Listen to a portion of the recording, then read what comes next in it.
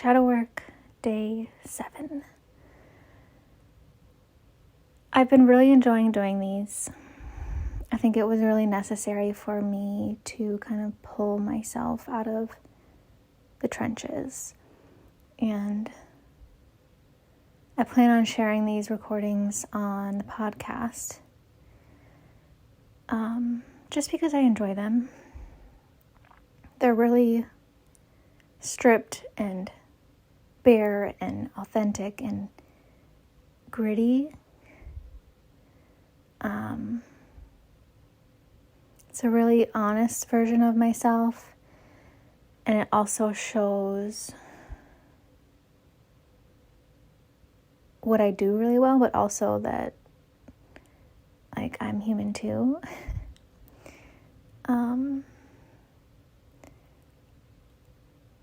And I found these messages very anchoring and enlightening, and I have listened to them multiple times, sometimes more than 5, depending on which one so far. And I'm sure I'll continue to listen to them over and over. But I'm kind of feeling like maybe at 10, it's time to stop with this series on the podcast and even myself, shift the focus from myself and bring it back to the original intent, which was a program. I don't think I'm really ready to start working. I'm not ready to create anything for anyone else right now at this very minute, but maybe soon. I would really like a physical manifestation of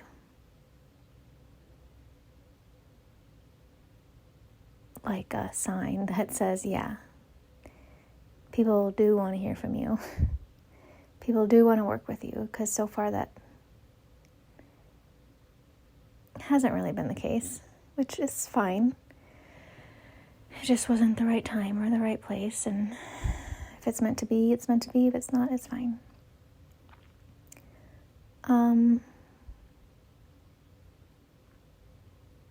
Yeah, it also occurred to me in the last couple of days that, channeling is my greatest strength, probably. It's something that I enjoy even more than Reiki. And while it was necessary for me to learn Reiki in order to kind of fall into channeling, I think I am going to stop saying that I'm like a Reiki healer, even though I'll probably still do Reiki, but I'm more than that. And I don't think the most powerful thing I offer is Reiki, if that makes sense. So this journey has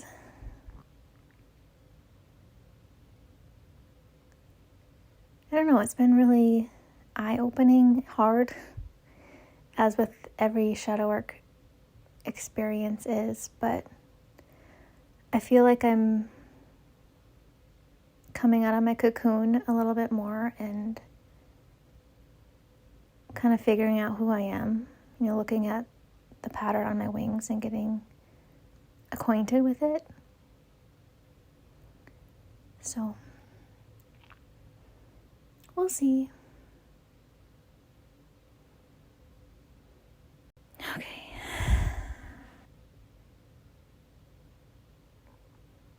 Shadow work is about breaking down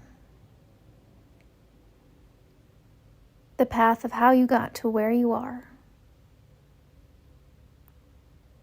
looking at each and every brick and mortar that was placed down and packed together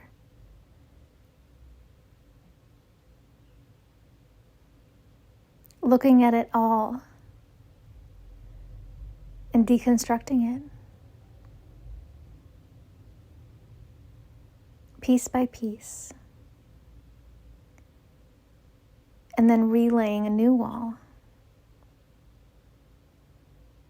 or perhaps putting in a new door.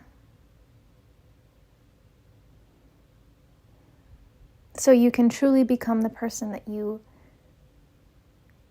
want to be, the person you are capable of being, the person who lives the best life imaginable. And shadow work is hard, as you say. It takes work and commitment and honesty and the ability to confront your emotions and your actions and your patterns.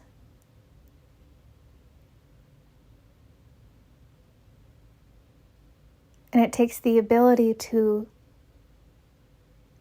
look at them from a different perspective, many different perspectives.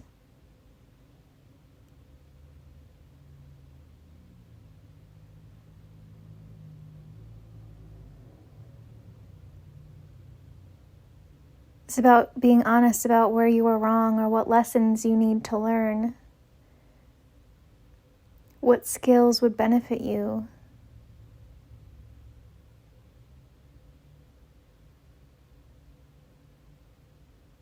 So you can go on the paths that you want to go, but so far you haven't been able to grant access.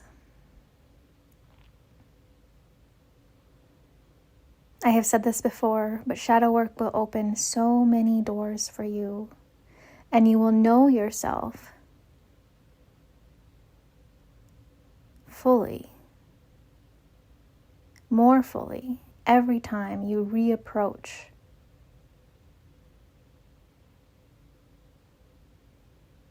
the particles, the bits and pieces, the layers that make up who you are. And every time you pull your higher self, your most pure divine essence, closer into your human experience. It is not about shame or blame or regret. Not at all.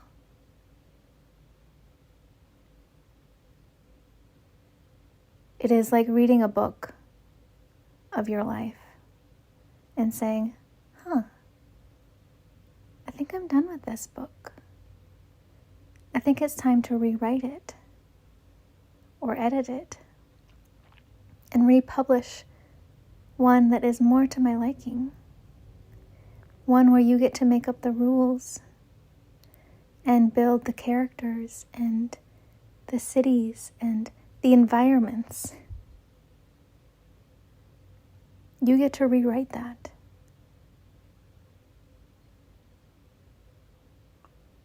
Because you can recognize that the story that was written for you, the story that you picked up and just took because you thought you had no other choice, you get to rewrite that. And you can set it aside and you can love it with compassion and grace,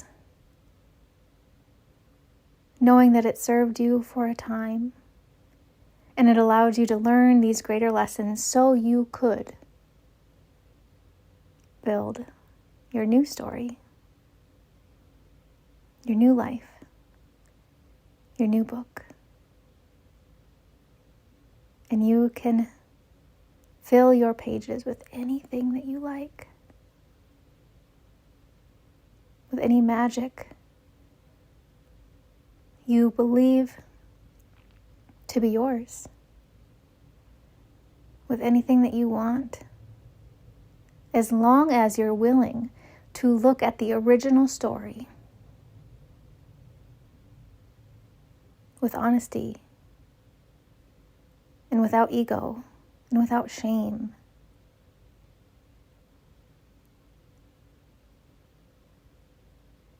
being able to bear yourself to yourself.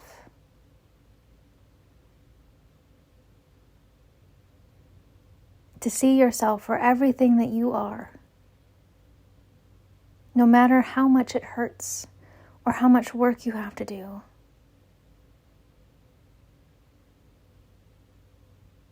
So you can become your greatest potential.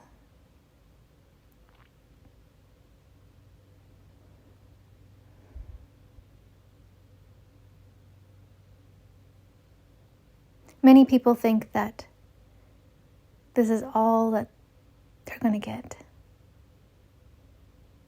The boundaries of their life are set in stone, carved in the earth, much like a lake.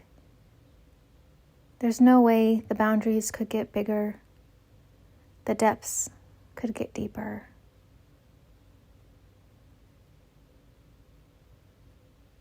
The ecosystem could change. But that's just not true. You are evolutionary. And you can shift and change and evolve much greater than you can even imagine. It will take work and persistence and dedication, but most of all, it will take honesty.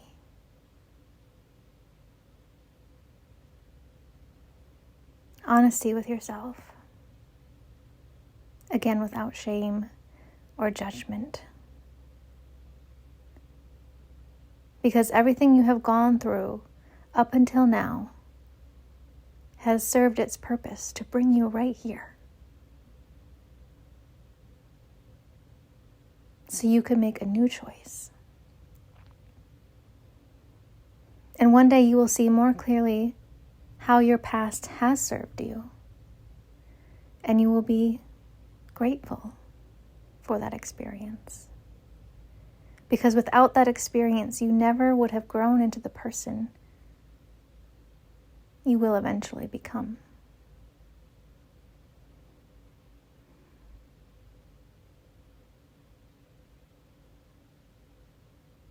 It will take great acts of bravery.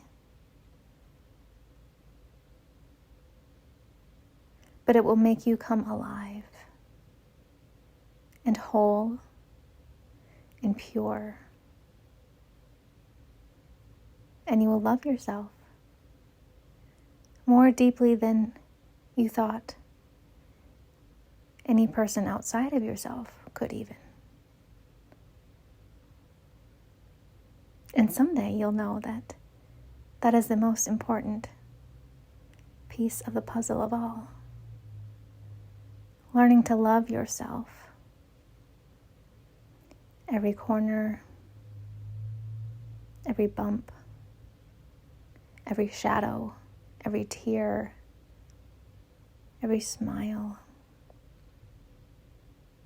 Love yourself, all the pieces. All of them. And understand how powerful you truly are. Because of that love, because you dedicated yourself to yourself and your growth and your potential.